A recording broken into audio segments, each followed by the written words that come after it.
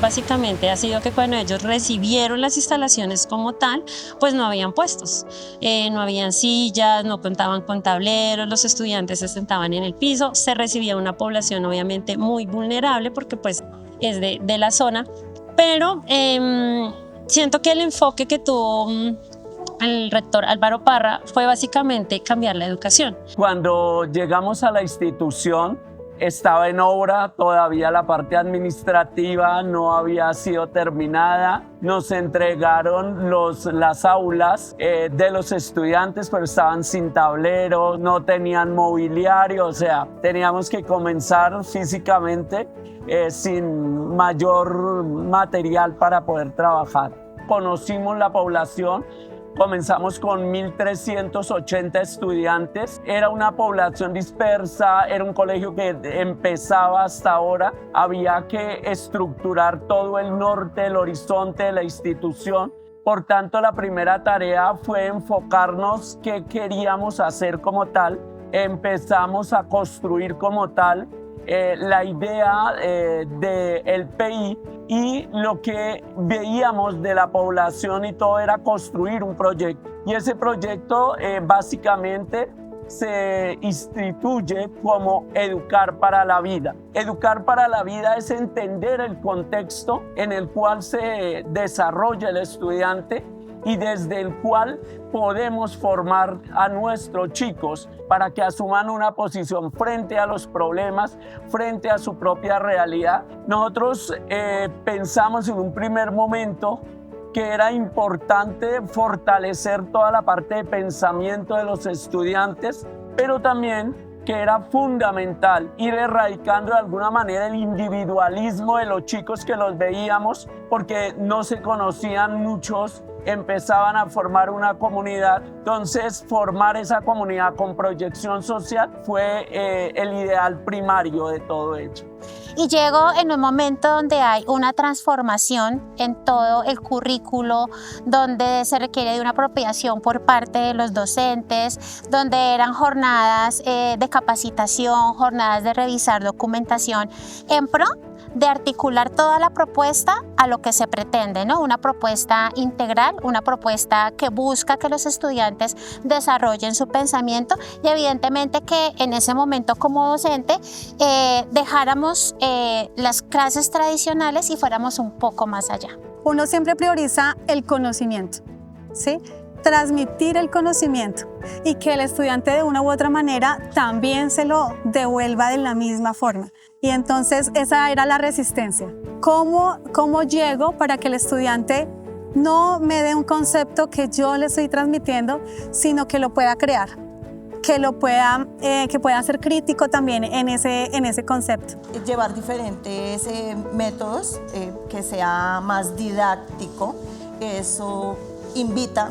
De hecho, yo hablaba con mi hija la semana pasada de eso, me estaba contando cómo iba a ser el modelo educativo este año y yo decía, pues chévere, porque no hace la clase aburridora, la hace amena. Me gusta porque sé que los chicos, finalizando ya su bachiller, la van a tener como muy clara de qué quieren ser en la vida, cuáles son sus habilidades, o sea, descubren eso que realmente, ese talento que ellos tienen.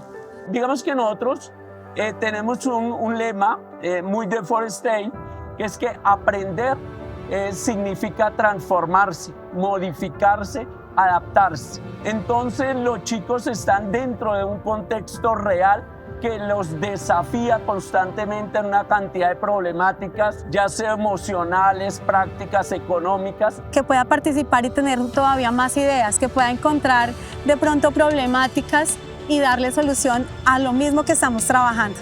Justamente se dejó esa idea de estar trabajando por temas y tratar de llevar al estudiante a ser partícipe de su propio conocimiento. En ese sentido, el rol de nosotros es ser guías. Entonces nosotros estamos, por decirlo así, como en una línea en donde el estudiante es el centro, y siento que lo más importante es que el estudiante y uno como mediador, como docente, le dé la oportunidad al estudiante de equivocarse.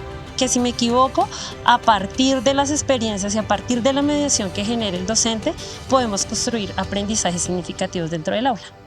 Siento que pues hemos pasado una transformación así paso a paso, y pues también que a nosotros como estudiantes nos dejan como apoyarnos del manual. Entonces, por ejemplo, si nosotros tenemos alguna sugerencia o un cambio, lo podemos plantear.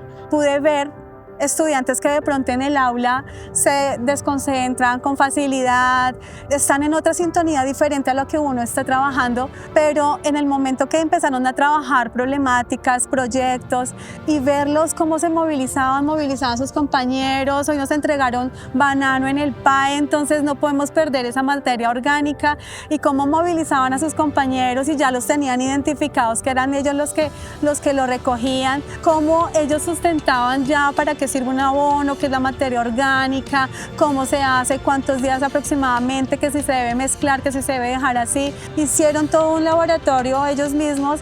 Entonces verlos así y ver muchas de las propuestas, acá pasa el río, es la quebrada Tibanica en realidad, es un caño ya contaminado, y verlos a ellos también interesados en el caño, de cómo podemos purificar, aprovechar esa agua para regar las plantas, fue muy gratificante. En mi caso, el proyecto que yo estaba tomando con 4 compañeros de mi mismo salón es el de íbamos a extraer agua de la quebrada Tibanica.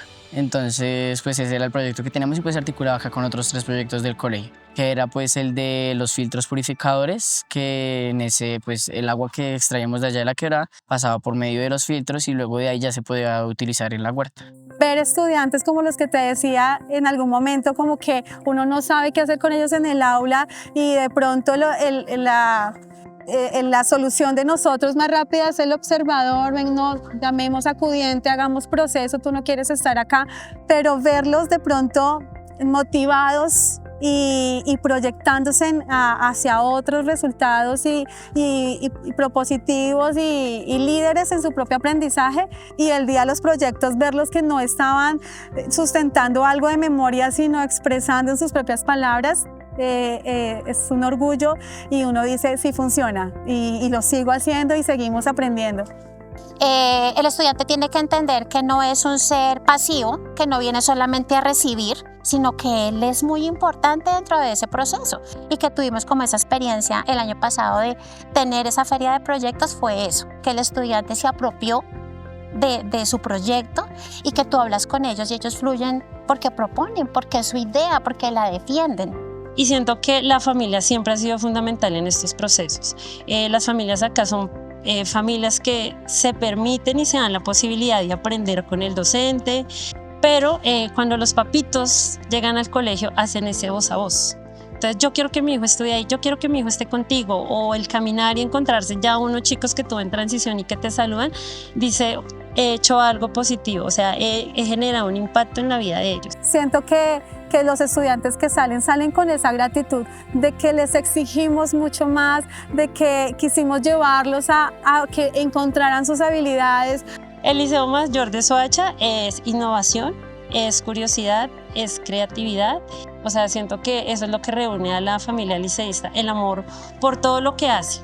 Cada día, cada rutina, todos ponemos un granito de arena. Entonces siento que definitivamente lo podría decir que es un colegio muy transversal y muy integral de los procesos que llevamos acá.